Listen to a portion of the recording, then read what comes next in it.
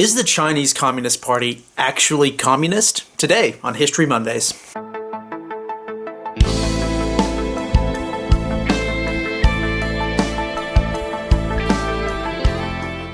Hi guys, welcome back into the program. For the next few weeks, instead of going through a historical overview of China, what I want to do is focus on specific issues within China, the country of China, the politics of China. Today we're going to talk about, is China actually even a communist body politic? Now, if we're going to investigate whether China is actually a communist country, what we need to do is investigate first what is communism, and secondly, compare China to other so-called communist countries in the past or present. So, to avoid a laborious rundown of all of the tenets of Marxism and communism, what we need to know for today is this. There are a few different core tenets to communism, to Marxism. One of these is historical, right? And for those of you who don't know, communism basically says there's a progression to history that says government states, economies evolve from sort of a feudalistic type of economy all the way up to communism. They go from feudalism to capitalism to socialism to communism. So there's a historical inevitability embedded within communism. Another tenet of communism is complete state control of the economy.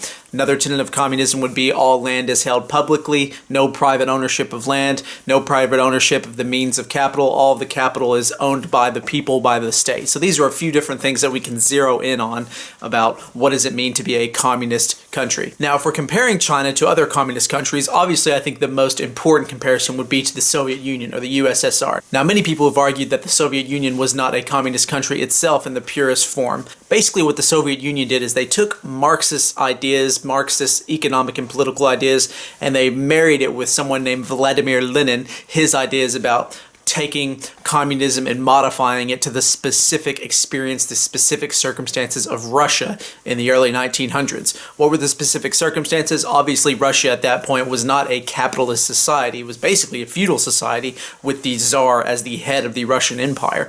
And so instead of having to wait for, the Tsar to come down, feudalism to stop, to move to capitalism, to eventually go to communism, what Lenin said is we're going to create a sort of a vanguard of the elite, a party who leads all of Russia from feudalism all the way into communism. And so the point here is you have a vanguard of elite intellectuals who are basically guiding the entire country into the communist utopia. So it doesn't necessarily rely on this natural progression from feudalism to capitalism to socialism to communism. Lenin says, no, we get the smart guys, smart gals in charge, and we just direct it into communism. We force communism onto the system. So let's bring all of this back into China today. Is China, from everything I've talked about in previous episodes and today, is China a communist country? And the answer is no, not really. It's not really a communist country. If you look at their economics, what we'll get into in future episodes, if you look at the economic situation of China, very much has a large growing private sector. It's actually bigger than the public sector, and that is by design, by the central government designs. The central government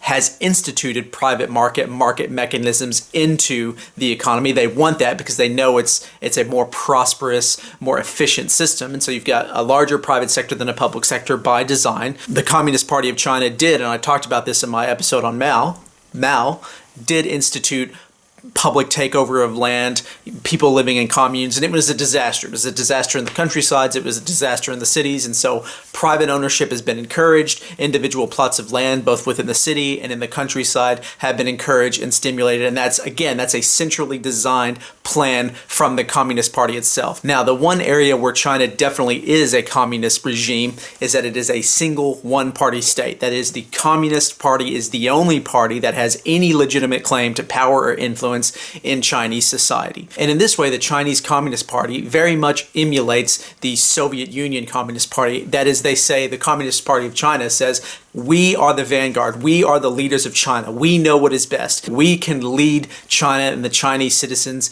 into prosperity, into development. We can give them the things they need to survive. And to their credit, the Communist Party of China has done that. They have unified the country and they have overseen the development of China, particularly the economic development that basically has been unmatched in all of human civilization. No country has done what China has done economically and prosperity-wise in such a short amount of time for such a broad range of people. Crucially, it wasn't because of communist principles, it was because of free market principles, but that's a whole nother issue.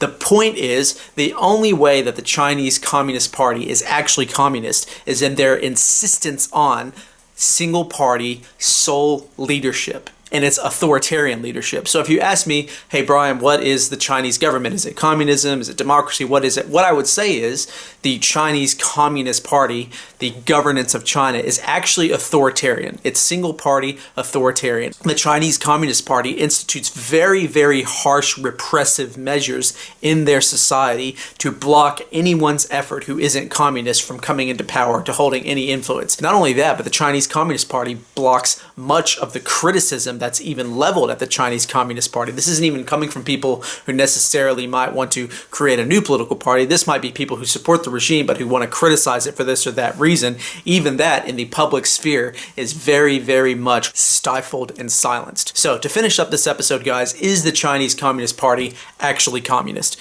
The answer I'm giving you is no, it isn't communist. It's an authoritarian government. And instead of trying to push forward a communist ideology that says we are going to have a revolution of the proletariat, a rebellion of the masses against the capitalists, and we're going to have it first in China and then we're going to have it spread across the world, that is not where Chinese Communist Party gets its legitimacy. Where the Chinese Communist Party gets its legitimacy is not in party ideology, but in providing economic prosperity. That is what is keeping the Chinese Communist Party in power. That is where they get their legitimacy from. And crucially, that is what fundamentally directs their policy initiatives. It's not whether when they're issuing their policy, when they're issuing their economic or governance policy, what they're thinking of is, will this bring prosperity? Will this help develop China? What they're not thinking of is, does this particular policy line up with communist or Maoist or Leninist ideology? All right, guys, so that's it for today. What do you think? Do you think the Chinese Party is actually communist, or is it authoritarian, or is it something else? Comment below, let me know, share the video, subscribe to the channel, guys, and remember, reality